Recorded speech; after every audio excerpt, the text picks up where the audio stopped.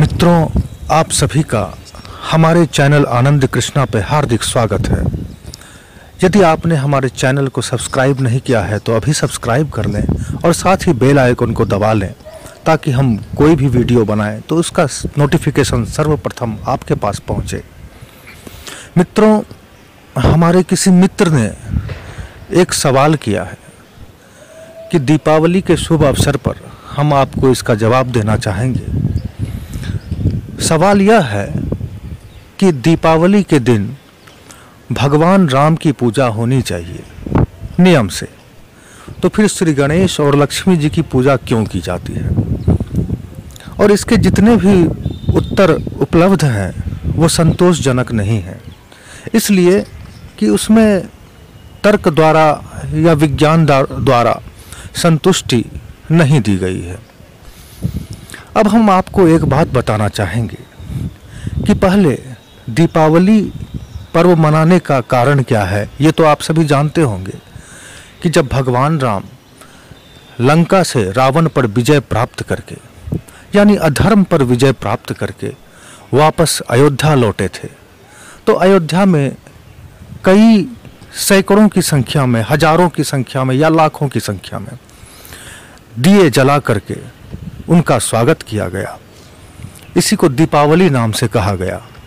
इस पर अनेक धर्मों के तर्क हैं, जैन धर्म का भी है, अनेक धर्मों का है, उससे हमें कोई राय नहीं है। उसमें हमें केवल इस बात पर ध्यान देनी है कि हम वैज्ञानिक तरीके से इस बात की व्याख्या करें, क्योंकि तर्क तो सभी दे सकते हैं, सभी लोग अलग अलग तरह के तर्क दे सकते हैं, तो कोई उसमें निष्कर्ष नहीं निकल पाता है। जब हम वैज्ञानिक तरीके से इसका विश्लेषण करेंगे तो थोड़ा बहुत निष्कर्ष अवश्य निकलेगा। मित्रों, आप ध्यान दीजिए, कोई भी व्यक्ति जब जीवित रहता है तो उस समय उसकी पूजा नहीं की जाती। अगर कोई भगवान का अवतार आपके सामने खड़ा हो तो आप विधिवत उसकी पूजा नहीं कर सकते, उससे प्रेम कर सकते हैं, उसकी भक्ति कर सकते हैं, उसके साथ लीला कर सकते हैं, विधिवत उसकी पूजा नहीं की जाती। आपने रामावतार और कृष्णावतार में भी देखा होगा, यहाँ तक कि अवतार ही पूजा करते हैं किसी दूसरे भगवान की। जैसे श्री राम और श्री कृष्ण शिव की पूजा करते हुए देखते गए हैं और दुर्गा माँ की पूजा करते हुए पाए गए हैं। आप देखिए कि जब श्री राम लौटे हैं अयोध्या तो उस समय उनके परिवार के लोग, जो कि उनको भगवान के रूप में नहीं देखते हैं, एक मर्यादा पुरुषोत्तम पुरुष के रूप में ही देखते हैं, तो श्री गणेश लक्ष्मी की पूजा तो उसी समय से शुरू हो गई थी। जब राम लौटे हैं तो स्वाभाविक है कि राम के लिए दीपावली मनाई गई, तो राम की पूजा उस समय उनके घर में तो नहीं हो सकती।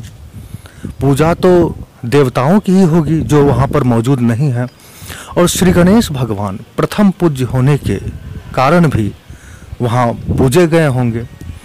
लेकिन यहाँ यह बात सोचने योग्य है कि भगवान श्री गणेश के साथ लक्ष्मी जी की पूजा उस समय क्यों की गई, या श्री गणेश लक्ष्मी को दीपावली में क्यों पूजन किया जाता है। आप इस तरह से इस बात को समझिए।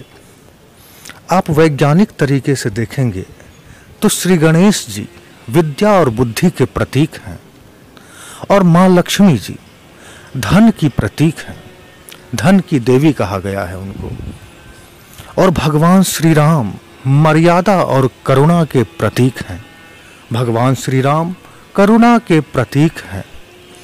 और इत्तेफाक से हमारी जिस मित्र ने हमें ऑस्ट्रेलिया से यह प्रश्न पूछा, उनका नाम करुणा है, और दैव योग से उनके स्वामी का नाम प्रतीक है। तो हम इसका उत्तर उनके लिए बना रहे हैं ताकि ये सामान्य जनमानस में इस बात का प्रचार प्रसार हो सके। तो भगवान श्री राम करुणा के प्रतीक हैं। आप जरा सोचिए कि आपके अंदर में करुणा हो और बुद्धि नहीं हो, तो करुण भाव तो आपके अंदर होगा, आप सबसे प्रेम करेंगे, और बुद्धि की कमी से आप संसार में सही तरीके से चल नहीं पाएंगे। और ऐसा सोचिए कि आपके पास विद्या हो और बुद्धि हो और धन बिल्कुल ना हो, तो आपका वह विद्या और बुद्धि किस काम का? फिर भी तो आप नहीं चल पाएंगे। तो अगर करुणा कम भी हो, मर्यादा थोड़ी कम भी हो, और हमारे पास प्रचुर मात्रा में विद्या और बुद्धि हो, साथ में धन हो, तो हम अपने संसार में चल पाएंगे जैसा कि सभी चलते हैं। अब सब में मर्यादा और करुणा तो नहीं होती, लेकिन फिर भी अच्छी तरह से चल रहे हैं, संसार में सफल हो रहे हैं। ऐसा तो नहीं है सभी सफल व्यक्ति में मर्यादा और करुणा भरी हो, बिल्कुल नहीं, बहुत कम पाई जाती है। तो यहाँ पर भगवान राम की पूजा को उतना उचित नहीं माना गया जितना श्री गणेश लक्ष्मी जी का पूजन को। अब आइए दीपावली में हम दीप पर चर्चा करते हैं। दीपावली में हजारों लाखों की संख्या में हम दिए जलाते हैं, लेकिन आप यह भी तो सोचिए कि हमारे हिंदू परंपरा में, हिंदू संस्कृति में, सनातन संस्कृति में, अपने पूजा के मंदिरों में एक दीप तो हम अवश्य जलाते हैं, वो प्रतिदिन जलती है। और वह दीप क्यों जलाते हैं? क्योंकि वह दीप अंधकार को भगाकर प्रकाश को लाने का प्रतीक है। यानी कि अंधकार का मतलब हमारा अज्ञान, हमारी सोई हुई चेतना, और प्रकाश का मतलब हमारा ज्ञान, हमारा अवेयरनेस, हमारा सद्व्यवहार, हमारी सद्बुद्धि। तो दीप जो है वो हमारे अज्ञान का नाश करके हमारे अंदर ज्ञान का प्रकाश फैलाने का प्रतीक है। तब जब हम दीपावली मनाते हैं तो हम सामूहिक रूप से अपने समाज, अपने परिवार और अपने देश के अंधकार को दूर करने की चेष्टा करते हैं, उसके अज्ञान को दूर करने की चेष्टा करते हैं, समाज में व्याप्त कुरीतियों को समाप्त करने की चेष्टा करते हैं, देश में व्याप्त विसंगतियों को समाप्त करने की चेष्टा करते हैं, और दुनिया में व्याप्त नफरत को कम करके प्रेम की ज्योति जलाने का प्रयास करते हैं। और हमारा दीपावली इस बात का भी प्रतीक है कि हमारे अंदर जितनी भी अंधकार है, कुरीतियां हैं, विसंगतियां हैं, उस सब को समाप्त करके हम एक नया जीवन, हम एक प्रकाशित जीवन, हम एक ज्ञानपूर्ण जीवन को जिएं, ताकि हमारा विकास और हमारी समृद्धि अच्छी तरह से हो सके। आप इस बात को समझने की चेष्टा कीजिए।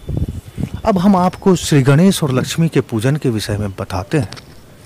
चलिए, प्रकाश तो जल गया, अंधकार समाप्त होगा, अज्ञान समाप्त होगा और हम प्रकाशित हो जाएंगे। अब अंधकार समाप्त हुआ और हम प्रकाशित हो गए, अब क्या होगा? तो कुछ नहीं होगा। तब तक कुछ नहीं होगा जब तक श्री गणेश जी की कृपा ना हो। प्रकाशित तो हो गए, और हमारे अंदर अगर विद्या और बुद्धि ना हो तो हम तो बैठे रह जाएंगे, हम आगे चल नहीं पाएंगे, और चलेंगे भी तो ठोकर लगेगी। प्रकाश हो और हमें चलने ना है। आप जरा सोचो कि जिस रास्ते पर आप चल रहे हो और रास्ता प्रकाशित हो तो आपको रास्ता तो दिखाई देगा, लेकिन अगर आप लंगड़े होकर के चलोगे और आपको चलने नहीं आएगा तो क्या आप रास्ते के बगल में गड्ढे में ना गिरोगे? बिल्कुल गिरोगे। तो उसके लिए श्री गणेश जी की कृपा यानी विद्या और बुद्धि की आवश्यकता पड़ेगी। बहुत अच्छी बात। अब आइए लक्ष्मी जी। अब आप जिस मार्ग पर चल रहे हो तो उस मार्ग पर यहाँ तो एक एक कदम चलने के लिए धन की आवश्यकता पड़ती है, ये आप सभी जानते हैं। बिना धन के आप चल ही नहीं सकते। धन आएगा तो आपका पेट भरेगा, पेट भरेगा तो आपके कदम चलेंगे, और जब आपके कदम चलेंगे तभी आप तो जीवन में कुछ कर पाएंगे, सफल हो पाएंगे। आपके कदम चलेंगे तभी तो आप धर्म में भी आगे बढ़ पाएंगे। कहते हैं ना कि भूखे पेट भजन नहीं होई। तो इसके लिए धन की आवश्यकता पड़ती है। तो धन हो, लक्ष्मी जी की कृपा हो और श्री गणेश जी की ना हो, बुद्धि ना हो, तो क्या होगा आप देख ही रहे हैं। समाज में, देश में, परिवार में आपका धन टिकेगा ही नहीं। आप सारा पैसा फेंक दोगे फालतू में, और आपका जब पैसा ही नहीं बचेगा तो फिर आप जो है फिर कैसे आगे बढ़ पाओगे। तो धन के साथ विद्या और बुद्धि का कॉम्बिनेशन ये पुराना है। हमें सफल होने के लिए श्री गणेश जी की प्रतीक रूपी विद्या और बुद्धि और लक्ष्मी जी की प्रतीक और उनकी कृपा यानी धन, दोनों के कॉम्बिनेशन की आवश्यकता पड़ेगी, तब जाकर हम सफल जीवन जी सकेंगे। तो एक तरफ दीपावली का प्रकाश प्रकाशित हो रहा है कि हमारा अज्ञान दूर होकर के ज्ञान में परिवर्तित हो रहा है, और दूसरी तरफ श्री गणेश भगवान की पूजा हो रही है ताकि उस प्रकाश के साथ हमारे अंदर विद्या और बुद्धि आए, ताकि हम उस प्रकाश में उस मार्ग पर सही तरीके से चल पाएं, हम गड्ढे में ना गिरें। और माँ लक्ष्मी की कृपा इसलिए आवश्यक है कि माँ लक्ष्मी के बिना हम सड़क पर खड़े तो होंगे लेकिन हम कदम को आगे नहीं बढ़ा पाएंगे। हम एक भी कदम आगे नहीं बढ़ा सकते अगर माँ लक्ष्मी की कृपा ना हो, अगर थोड़ा धन ना हो। आप जरा सोचिए कि अभी आपका सारा धन समाप्त हो जाए और कोई कुछ देने वाला ना रहे और आपके बच्चे भूखे हैं, क्या स्थिति होगी। लक्ष्मी जी की याद आएगी, लक्ष्मी जी का महत्व पता चलेगा।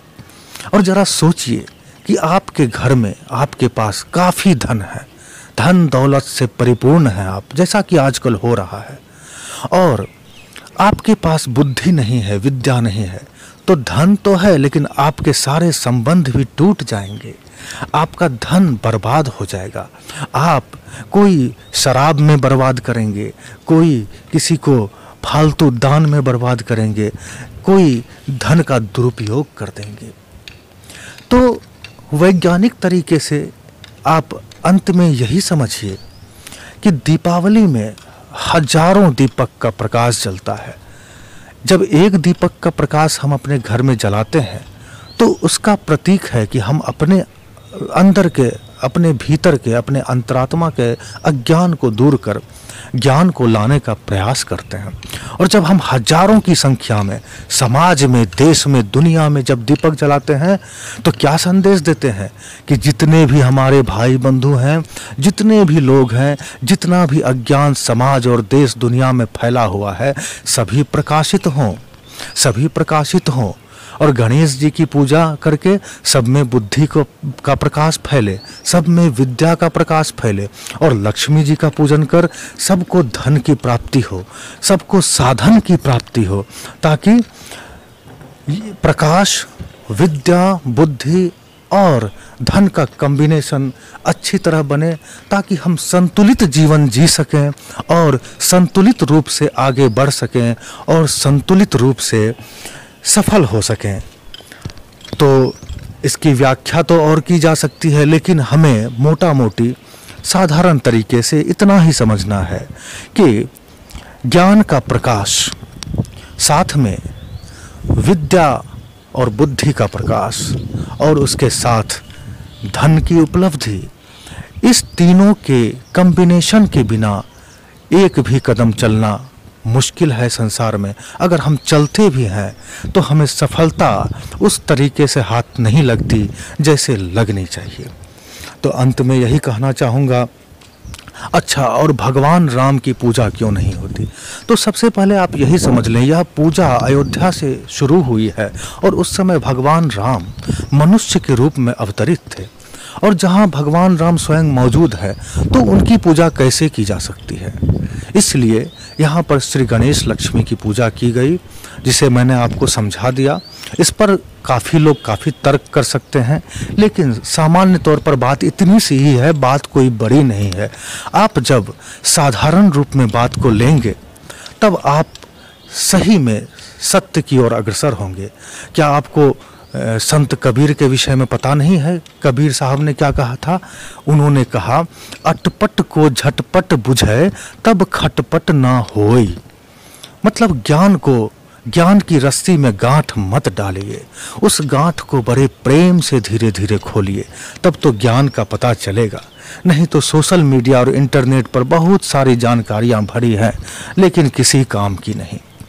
इसलिए मैं कहना चाहूँगा कि दीपावली के अवसर पर आप सभी देशवासियों, दुनिया वासियों, जहाँ जो भी हो, पृथ्वी, आकाश, स्वर्ग, यहाँ तक कि नरक, जहाँ भी जो हो सभी प्रकाशित हों, सब में ज्ञान का प्रकाश भरे, सब में भाईचारा बढ़े।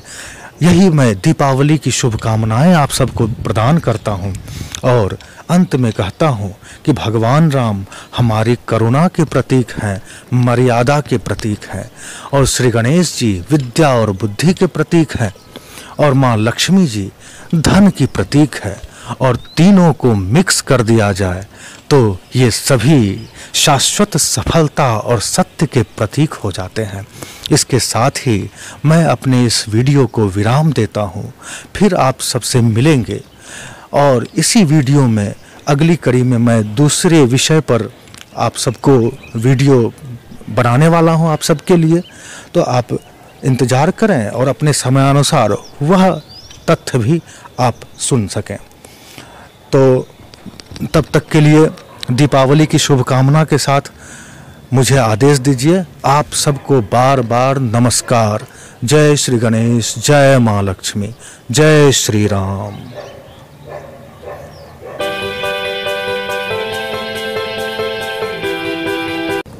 मित्रों, इस टॉपिक के माध्यम से आपको दीपावली के शुभ अवसर पर अपनी अंतरात्मा का प्रकाश कैसे फैलाया जाए, कैसे विस्तारित किया जाए, इस संदर्भ में हम आपसे बात करने वाले हैं।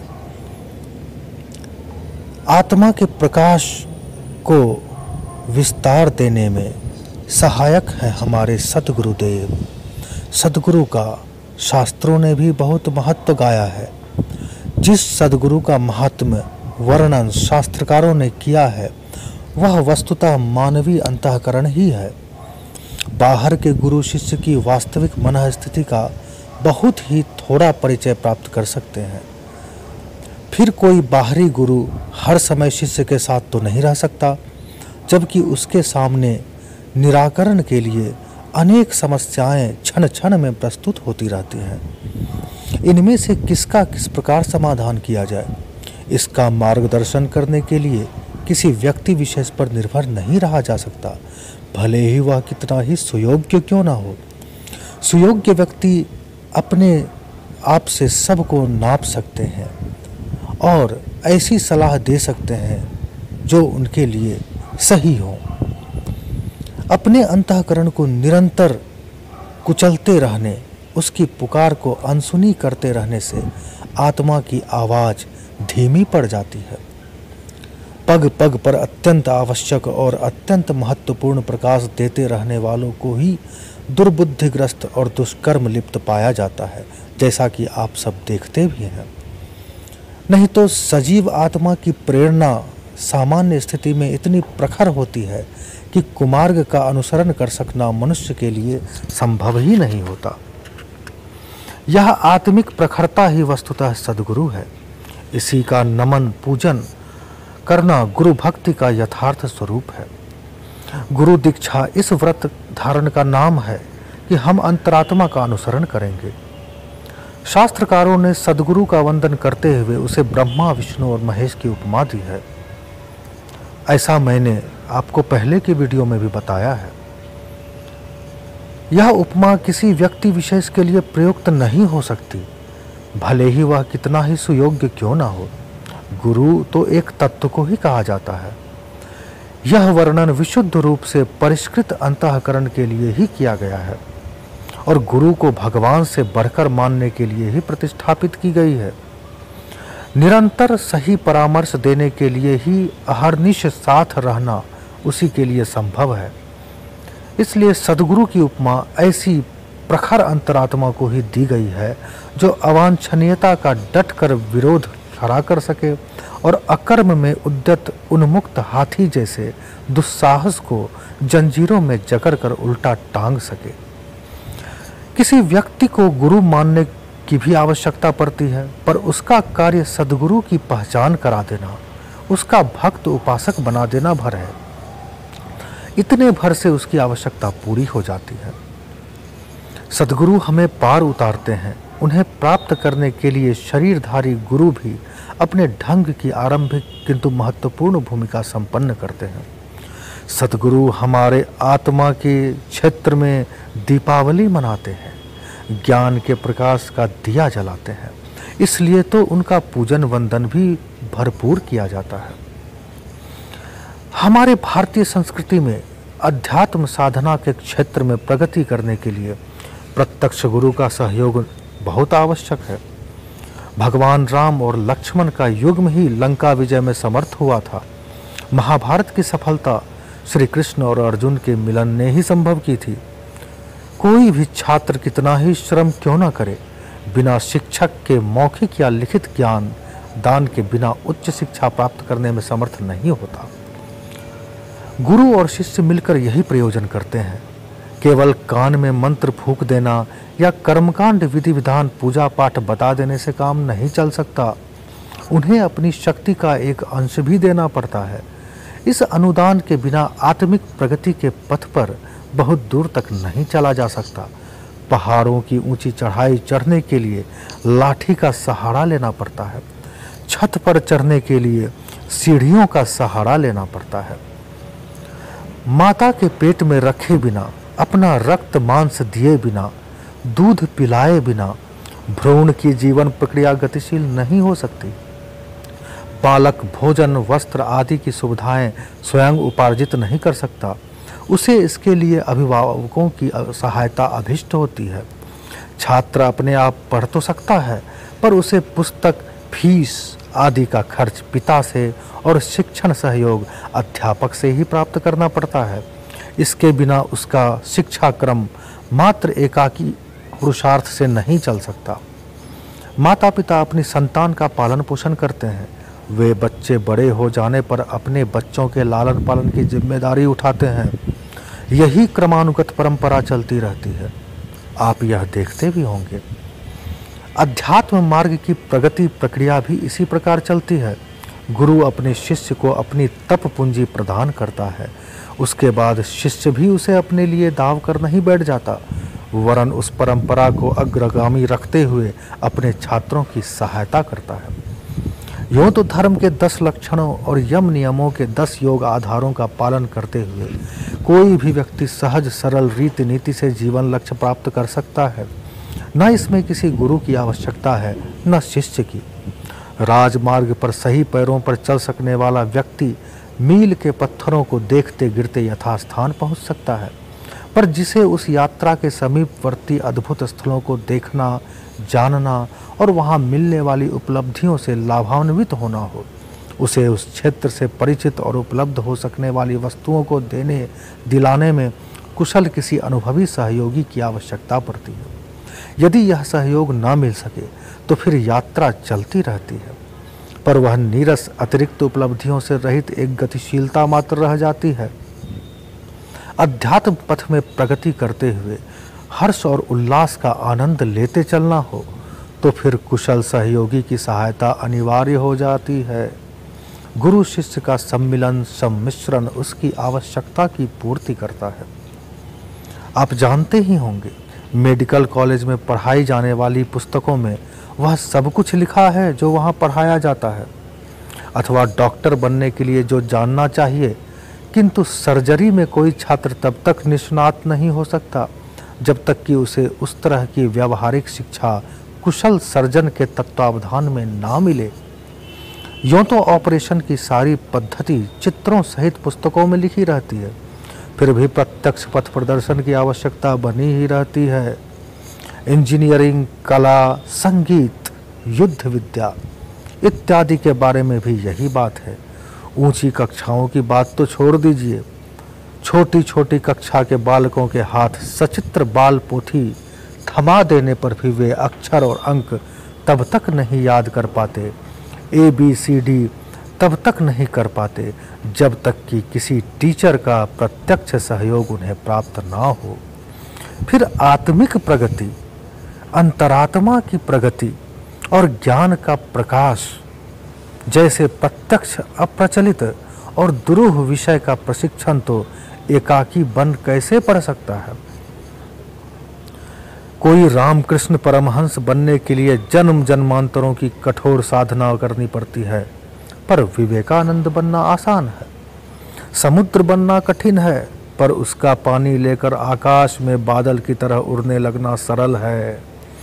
समर्थ गुरु रामदास बनने के लिए जन्म की कठिन गति और तलवार की धार पर चलने जैसी साधना करने का साहस सामान्य व्यक्तियों के पास नहीं होता। शिवाजी के रूप में एक नगण्य से व्यक्तित्व वाले बालक का विकसित हो जाना भी सरल है। आत्मिक प्रगति की उपलब्धियां भौतिक प्रगति की तुलना में अनंत गुनी सामर्थ्य संपन्न और आनंदमय होती है। उन्हें प्राप्त कर सकना मानव जीवन की सबसे बड़ी और सबसे महान सफलता है। जो इस दिशा में बरस सका, समझना चाहिए हर दृष्टि से वह कृतकृत्य हो गया। इस मार्ग पर चलने के इच्छुक साधक को अनुभवी और सही मार्गदर्शक की आवश्यकता अनिवार्य रूप से पड़ती है। सही मार्गदर्शन की तलाश में निकले हुए आत्म पथ के पथिक को जहाँ श्रद्धालु होना चाहिए, वहाँ सतर्कता भी जरूरी है, क्योंकि जैसा कि आप टेलीविज़न पर भी देखते हैं और आजकल की दुनिया में चल भी रहा है कि धूर्तता हमारे धार्मिक आडंबर का हिस्सा बन गई है और हम किसी अहेरी और अघोरी के जाल में फंसकर प्रगति तो दूर, जो पास में था उसे भी गंवा बैठते हैं। जिन्हें समर्थ, आत्मबल संपन्न और अनुभवी गुरु का प्रत्यक्ष मार्गदर्शन मिल गया, तो समझना चाहिए कि आत्मिक प्रगति के लिए एक सशक्त अवलंबन प्राप्त हो गया। ऐसे गुरु न केवल शिष्य का साधनात्मक मार्गदर्शन करते हैं, वरन अपनी शक्ति का एक अंश देकर साधक को आत्मबल से अनुग्रहित करते हैं। गुरु द्वारा अपनी शक्ति को हस्तांतरित करने, शक्तिपात द्वारा शिष्य की क्षमताओं को विकसित करने की घटनाओं का उल्लेख योग ग्रंथों में अनेकों स्थान पर मिलता है। विवेकानंद संचयन पुस्तक में हमने पढ़ा है कि रामकृष्ण परमहंस की अलौकिक शक्ति के संचार का अनुभव स्वामी विवेकानंद को हुआ है। उस समय उनका नाम नरेंद्र दत्त था। उस समय में उन्हें दिव्य अनुभूतियां हुई जो वर्णन करने से परे है। मैं इसका वर्णन शब्दों में नहीं कर सकता, वह अनुभव तो स्वामी विवेकानंद ही जानते होंगे। इसी प्रकार का प्रसंग परमहंस योगानंद के जीवन चरित्र एवं ऑटोबायोग्राफी ऑफ ए योगी को पढ़ने पर भी मिलता है। श्री माताजी एवं श्री अरविंद की पुस्तकों में भी इसी प्रकार का वर्णन है। आमतौर पर मिला जुला कर हम कह सकते हैं कि गुरु शिष्य परंपरा में शक्तिपात की यथार्थता पर संदेह नहीं किया जा सकता। गुरु के अनुदानों को पाकर सामान्य व्यक्ति भी असाधारण महापुरुषों की श्रेणी में जा पहुँचे हैं। इन प्रसंगों से पुराण इतिहास के पन्ने भरे पड़े हैं, आप चाहे तो पढ़ सकते हैं। और आजकल इंटरनेट पर तो सारी जानकारियाँ उपलब्ध है, सारा इन्फॉर्मेशन उपलब्ध है। याद रखिए, ज्ञान और इन्फॉर्मेशन में ज़मीन आसमान का फ़र्क है। इंटरनेट पर आपको ज्ञान नहीं मिल सकता, किंतु सूचनाएं बहुत मिल सकती हैं, और सूचनाएं ज्ञान नहीं करा सकती, लेकिन ज्ञान के मार्ग में एक सहायक जरूर हो सकती है। साधना पथ में गुरु का वर्ण करना होता है। अब देखिए, गुरु को समझिए। गौ में हर्षऊ की मात्रा का अर्थ है अंधकार, और र से अभिप्राय है प्रकाश, और गुरु में अंधकार और प्रकाश दोनों शब्द हैं। यानी गुरु का काम है हमें अंधकार से प्रकाश की ओर ले चलना। इसीलिए तो आज दीपावली के शुभ अवसर पर मैंने आपसे गुरु के ज्ञान की प्रार्थना की है, गुरु के ज्ञान देने की का उपाय बताया है। इस कारण वह सूक्ष्म आत्म प्रेरणाओं को नहीं समझ पाती। आत्मबल को जगाने का काम गुरु ही करता है। बिना गुरु के आत्मबल द्वारा शिष्य में प्रेरणाएं नहीं आ सकती, जिससे कि वह सद्मार्ग पर चल सके। साधना मार्ग के अवरोधों के निवारण में गुरु का असाधारण योगदान होता है। हम जानते हैं कि मानवीय सत्ता जो है वो असीम अनंत सामर्थ्यों से युक्त है, अनंत शक्तियों से युक्त है। हमारे अंतरात्मा में अनंत शक्तियां हैं, किंतु आप सोचिए अपने अंदर झांकता कौन है? हमें तो आदत हो गई है सीमित शक्तियों के साथ जीने की, क्योंकि हमें तो विश्वास ही नहीं है अपने अंतरात्मा पर, तो गुरु पर कहाँ से विश्वास होगा? इसीलिए पहले स्वयं पर विश्वास लाएं। संभावनाएं अनंत हैं, पर जब तक यह आत्मबोध ना हो जाए अंतः शक्ति संपन्नता का लाभ मनुष्य को नहीं मिल पाता। और सद्गुरु की यही भूमिका होती है। गुरु कोई भी हो सकते हैं, आपका मित्र भी हो सकता है, आपकी छोटी बहन भी हो सकती है, आपका छोटा भाई भी हो सकता है। गुरु का मतलब है जिसने आपको अंधकार से प्रकाश में लाया। केवल भगवा वस्त्र पहनने वाले गुरु नहीं कहलाते। गुरु आपको अचेतन अवस्था से चेतन अवस्था में लाते हैं। वह शिष्य को अंतः शक्ति से परिचित ही नहीं कराते, वरन उसे जागृत एवं विकसित करने के हर संभव उपाय भी बताते हैं। उसकी समर्थता का लाभ साधक को आत्मबल एवं मनोबल के रूप में मिलता है, जो साधक को अवांछनीयताओं से लड़ने, अंतः विकारों को उखाड़ने की सामर्थ्य देते हैं। गुरु का यह अनुदान शिष्य अपनी आंतरिक श्रद्धा के रूप में उठाता है। जिस शिष्य में आदर्शों एवं सिद्धांतों के प्रति जितनी अधिक निष्ठा होगी, वह गुरु के इस अनुदान से उतना ही अधिक लाभान्वित होता है। प्रत्येक शिष्य अपनी श्रद्धा पूंजी के अनुरूप उसे प्राप्त करता है। समर्थ गुरु के अनुग्रह इसी रूप में बरसते हैं, जिनको प्राप्त कर शिष्य अपनी सामर्थ्य बढ़ाता है तथा व्यक्तित्व संपन्न बनता जाता है। सद्गुरु का शक्तिपात इसी रूप में होता है। शिष्य को व्यक्तित्व संपन्न बनाने, आत्मबल बढ़ाने के रूप में असामान्य पक्ष भी है, पर वह सुलभ नहीं है। वह किन्हीं किन्हीं को प्राप्त होती है, जिन्होंने अपनी क्षमता इस स्तर पर विकसित कर ली है कि शक्ति के अवतरण को धारण कर सकें। ऐसे व्यक्तियों को अनुदान भी मिलते हैं, पर यह प्रक्रिया उच्च स्तरीय होती है, सबके लिए नहीं है। स्वामी विवेकानंद, स्वामी योगानंद को गुरु का शक्तिपात किस रूप में हुआ था, यह तो विवादास्पद प्रश्न है। उन अनुभूतियों का वर्णन हम नहीं कर सकते। हम तो केवल अपने सद्गुरु और अपने ही अनुभव का वर्णन कर सकते हैं। लेकिन गुरु के अनुग्रह की फलश्रुति क्या निकली, उनके जीवन में क्या परिवर्तन आया, इससे तो आप सभी परिचित हैं। क्या आपने नहीं देखा कि एक नरेंद्र ने, जो बाद में अपनी भक्ति और गुरु साधना से स्वामी विवेकानंद बने, क्या उन्होंने अमेरिका के शिकागो में क्षण भर में परचम नहीं लहरा दिया? उन्होंने भारतीय संस्कृति के झंडे को आकाश में छुला दिया।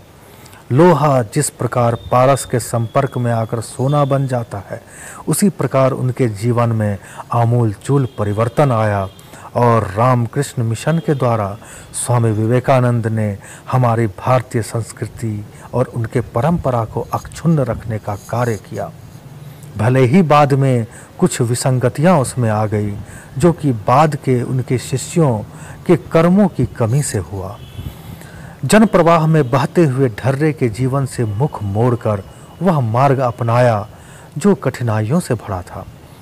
विवेकानंद में रामकृष्ण परमहंस का व्यक्तित्व दिखाई देता था। अब उन्हें शक्तिपात के समय क्या अनुभूति हुई, इससे हमें क्या लेना देना, ये तो उनका प्रश्न है। पर हमने तो देखा कि स्वामी विवेकानंद ने अपने देश, अपनी संस्कृति के लिए क्या किया। दोस्तों, अंत में हम आपको एक ही बात कहना चाहेंगे कि एक गीत में भी लिखा हुआ है कि बिन गुरु ज्ञान कहाँ से पाऊं। बहुत सही है। क्या आप नहीं देखते, जब हम बचपन में थे तो क्या बिना गुरु के, चाहे गुरु कोई भी हो, परिवार हो, माता पिता ही क्यों ना हो, प्रथम गुरु, उनके बिना क्या हम ABCD क ख ग घ कुछ भी सीख सकते थे? कदापि नहीं, बिल्कुल नहीं। तो बिना गुरु के कोई ज्ञान आ ही नहीं सकता। लेकिन आज के इस समय में क्या आपको नहीं लगता कि आप जिसे सद्गुरु बनाएंगे तो सच में वह सद्गुरु निकलेंगे या नहीं? क्या लाल कपड़े और भगवा कपड़े में जो गुरु घूम रहे हैं वही सद्गुरु हो सकते हैं? ऐसा नहीं हो सकता। सद्गुरु को पहचानना पड़ता है, अपने अंतरात्मा से देखना पड़ता है, और आप अपने हृदय में स्थित और विराजमान सर्व समर्थ प्रभु भगवान को पुकारिए और उनसे कातर भाव और करुणा भर कर उनसे कहिए कि हे प्रभु, मुझे सद्गुरु की तलाश है और तुम मुझे सद्गुरु को प्राप्त करा दो। तो वो देर नहीं करेंगे और आपको सद्गुरु मिल भी जाएंगे। अब सद्गुरु गेरुआ वस्त्र वाले हों या जीन्स पैंट वाले हों या सलवार सूट वाली हों या जीन्स वाली हों, उससे कोई फर्क नहीं पड़ता। उनके अंतरात्मा और उनके ज्ञान के प्रकाश से ही केवल प्रयोजन रहता है। तो अंत में हम दीपावली के अवसर पर आप सभी को शुभकामनाएं दे भी चुके हैं और पुनः शुभकामनाएं देते हैं कि आप सबके जीवन में सद्गुरु का आविर्भाव हो, सद्ज्ञान का आविर्भाव हो और समस्त प्रकार के अंधकार से, समस्त प्रकार के अंधकारों, अंधविश्वासों, अविश्वासों, कुरीतियों, विसंगतियों और नफरतों से आपको मुक्ति मिले और जीवन में सद्कर्म और प्रेम का संचार हो। बस यही कामना है। शुभ दीपावली, शुभ दीपावली, शुभ दीपावली। आप सबको हार्दिक नमस्कार। फिर मिलेंगे अगले वीडियो में। तब तक के लिए जय श्री राम, जय श्री राम, जय श्री कृष्ण।